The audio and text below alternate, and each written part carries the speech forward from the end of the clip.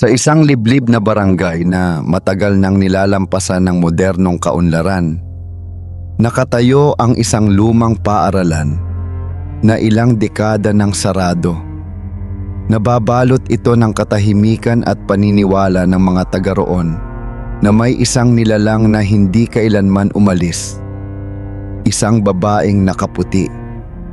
Sa bawat pagdapit hapon, tila mas bumibigat ang hangin sa paligid ng gusali at ang anino ng mga sirang bintana ay nagiging parang mga matang nagmamasid.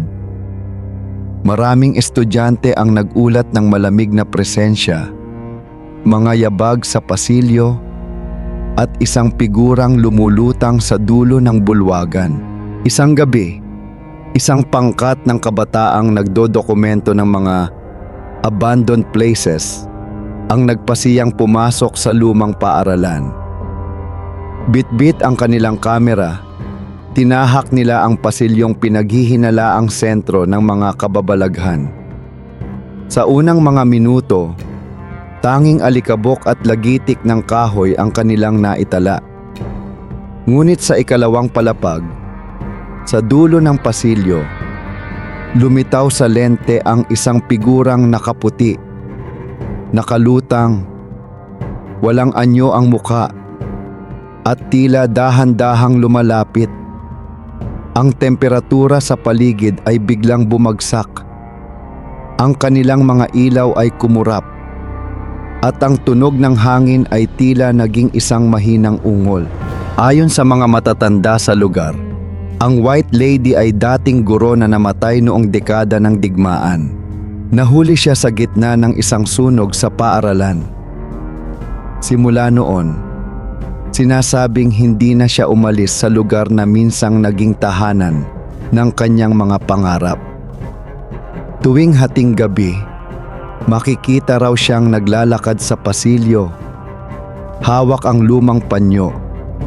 Hinahanap ang mga estudyanteng hindi na kailanman bumalik.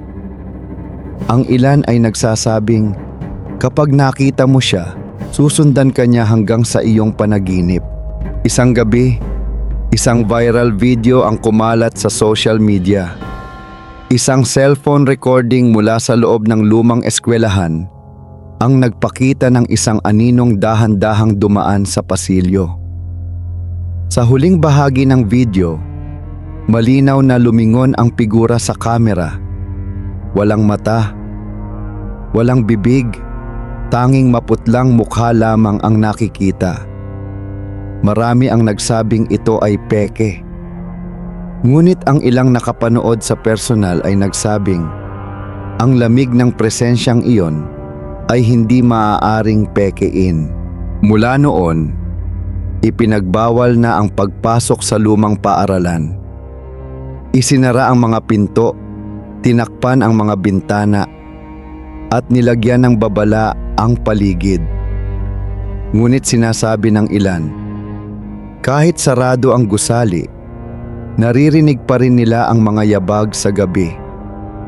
At kung minsan, sa gitna ng dilim, may isang babaeng nakaputi ang makikitang nakatayo sa bintana, naghihintay ng susunod na makakakita.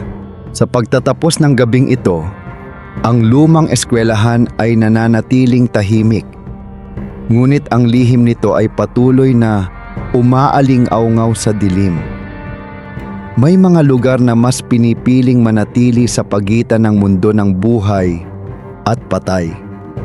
At ang eskwelahang ito ay isa sa kanila.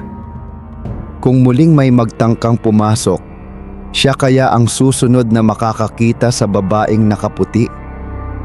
Kung nais mo pang matunghayan ang mga kwento ng dilim, alamat, at kababalaghan, bisitahin ang aming channel. Marami pang lihim ang naghihintay na mabunyag.